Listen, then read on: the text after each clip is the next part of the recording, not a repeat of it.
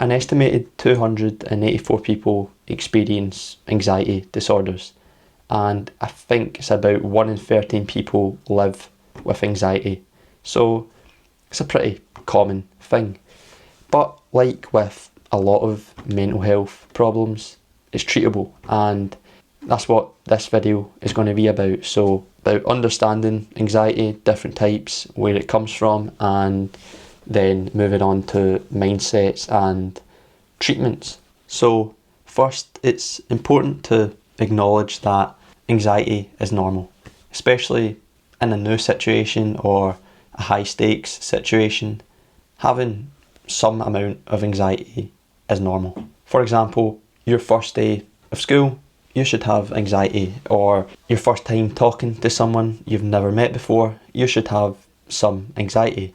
And an anxiety disorder comes into play when you experience that same level of anxiety in low stakes situations, or in situations that happen over and over again. So the natural anxiety someone would feel before giving a big speech in front of people, someone with an anxiety disorder would feel while, ordering food during a drive-through.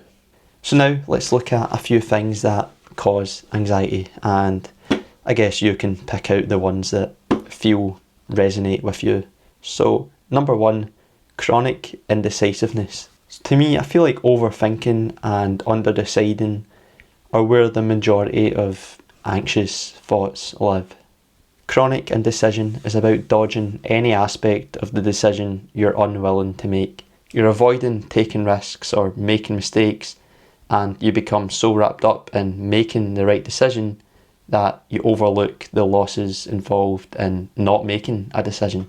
Number 2, avoidance. So basically, anxiety about X plus avoidance equals constant anticipatory anxiety about X plus never solving the problem.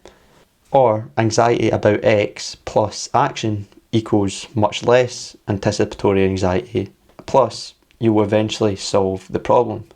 And what I'm trying to say is all avoidance in the long run increases anxiety. Number 3, desire for certainty. So normal uncertainty is neutral. I'm not sure about X, but I don't care.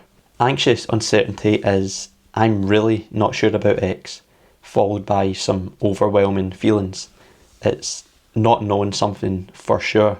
And people with this strong desire for certainty never feel sure enough, and it makes choices more overwhelming than they actually are.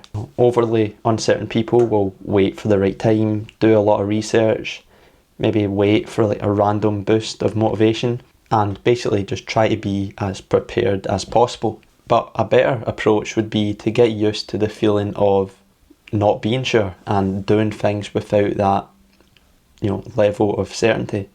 And number 4 is fear of regret. So this is having a belief that if you make a mistake or bad choice, that your regret will be unbearable. Out of those 4 things, maybe you resonated with 1 or 2 or all of them, but really at the end of the day, your best guess is really your only option. And a lot of people with anxiety need to give up on chasing that absolute certainty. And another thing that you begin to realise with a lot of those things is it's not the initial surge of anxiety or the experience that's causing it. It's the attempts to escape it or avoid it that are generating most of the anxiety. Like I mentioned earlier, anxiety is completely normal, and if you're someone who experiences none, then that's kind of a disorder in itself. The goal is to have a reasonable amount of anxiety a reasonable amount of the time. And another reminder is we're all born confident and without anxiety. I don't think anyone, is born and they're thinking to themselves, I shouldn't have said X, or this person's probably looking at me weird. Like, no one's really in their head when they're young. And what you learn from that is you don't need to add things to be less anxious. You need to remove things. There's probably been plenty of times where you just weren't that anxious, and a nice way to remind yourself of that is just look at old photos of yourself. So moving on to the best treatments. I think first, just having some psychoeducation is huge. When you understand how your anxiety works, it seems to just give it less power. For example, someone with psychoeducation who is having a panic attack might think to themselves, I'm currently having an adrenaline rush, I might be stressed, I should go easy on myself. While someone with no psychoeducation might think to themselves, oh fuck, I'm having a panic attack, this is horrible, I need to fix this isn't right. And obviously when you see your anxiety as something that's wrong or not right, it's going to stick around longer and get worse. So learning about anxiety and your anxiety specifically is huge, but it does get to a point where you need to move on, and that's where exposure therapy comes in.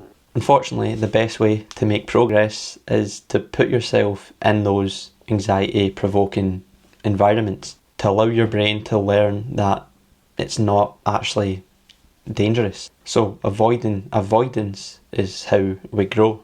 If your automatic response is to avoid and get relief that way, you'll never find out that you're stronger and competent and more able to deal with having made a mistake than you believe.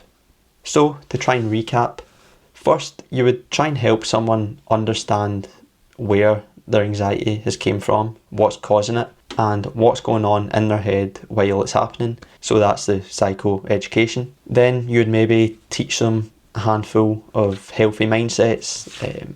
There's one called The Voices of the Mind, which I'll link here.